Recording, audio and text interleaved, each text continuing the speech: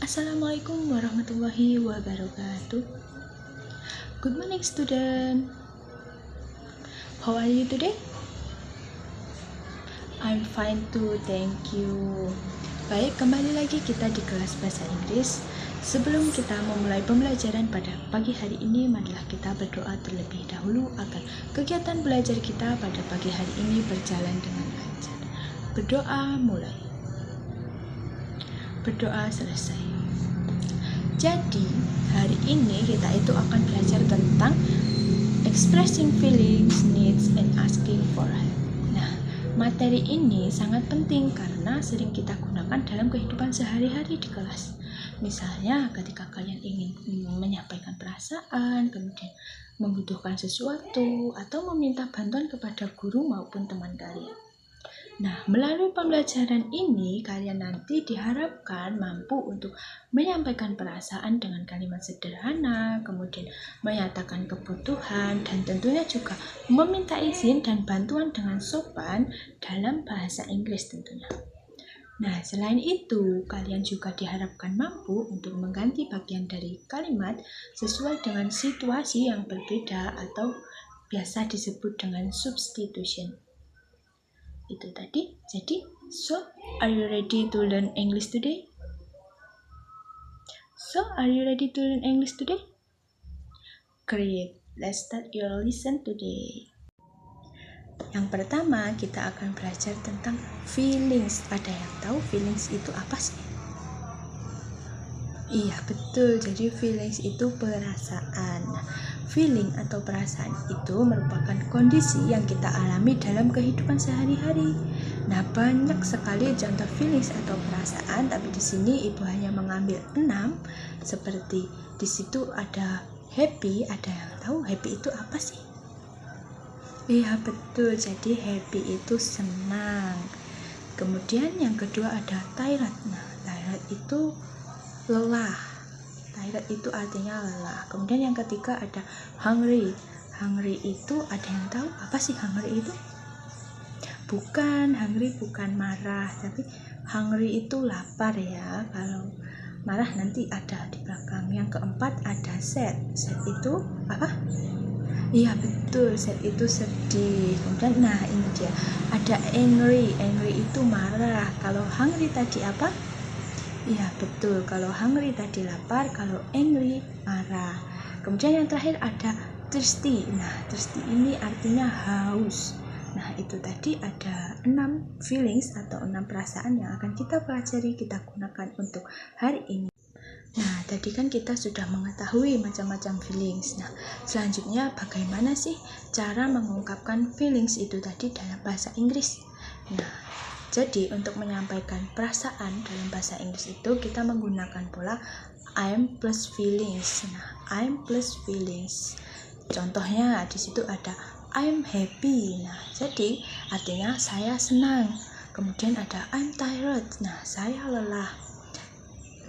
Jadi pola I'm plus feeling itu tadi digunakan ketika kita ingin memberitahu kondisi diri kita kepada orang lain. Jadi dalam penggunaannya kalian itu cukup mengganti bagian feelingsnya atau bagian perasaan kalian, bagian perasaan sesuai dengan kondisi kalian. Misalnya ketika kalian merasa lapar ya, berarti betul ya, I'm hungry. Nah, jadi pada bagian ini kalian itu belajar tentang bagaimana menyampaikan kondisi diri kalian dengan pola kalimat yang sama. Hanya diganti apa tadi? Kata? Betul, hanya diganti hanya kata perasaannya yang berubah sesuai dengan situasi diri kalian. Nah, yang kedua kita akan belajar tentang needs. Nah, needs itu apa sih? Iya, betul. Jadi needs itu kebutuhan. Nah, needs itu sesuatu yang kita butuhkan, terutama dalam kegiatan belajar di kelas. Betul. Nah, ada apa aja sih yang kita butuhkan untuk belajar di kelas itu? Ya, yang kita butuhkan untuk belajar di kelas itu ada banyak sekali. Ada meja, kursi, kemudian papan tulis, apalagi? Ya, spidol, penggaris, pensil, pulpen. Ya, jadi di sini Ibu mengambil 3 benda yang kita gunakan. Ada pensil, terus kemudian sharpener atau apa? Betul, rautan. Kemudian ada ruler atau penggaris. Masih banyak lagi yang kita butuhkan untuk belajar di kelas. Lalu bagaimana sih cara menyampaikan apa yang kita butuhkan itu? Nah, untuk menyampaikan yang kita butuhkan tadi, kita bisa menggunakan pola I need plus benda yang kita butuhkan. Nah, contohnya di sini ada misal ibu butuh pensil, I need a pencil gitu.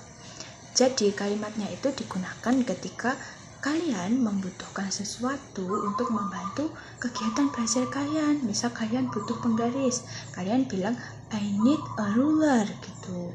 Nah, biasanya untuk kebutuhan atau needs ini berhubungan dengan feelings. Misalnya pensil ibu hilang, ibu merasa sedih ya. Jadi ibu bilang gini, I'm sad because my pencil is lost. I need a pencil. Nah, jadi antara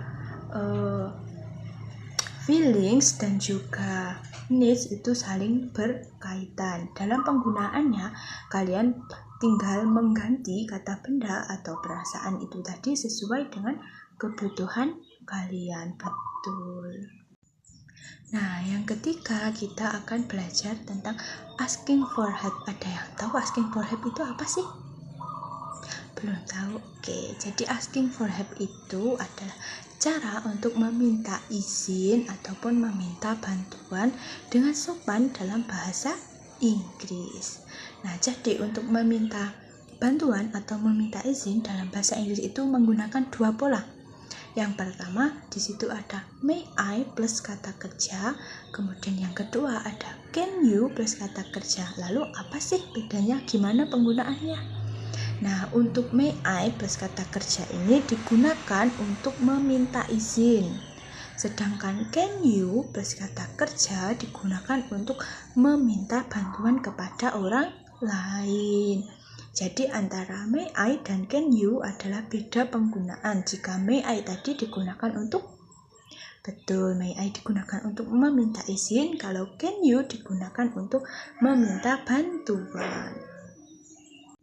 Nah, contohnya di sini ada can you help me? Nah, di situ adalah si perempuan meminta tolong untuk mengobati tangannya. Jadi can you tadi digunakan untuk meminta bantuan kepada orang lain. Nah, yang kedua ada may I borrow your pencil? Nah, may I borrow your pencil itu maksudnya berarti bolehkah saya meminjam pensilmu? Jadi dia meminta izin untuk meminjam pensil. Nah, selanjutnya ada may I open the window? Jadi dia meminta, iya betul, jadi dia meminta izin untuk membuka jendela. Apakah jendelanya boleh dibuka? Nah, jadi asking for help ini bisa kita gunakan dalam kegiatan sehari-hari ketika kita di kelas maupun di rumah atau di mana saja.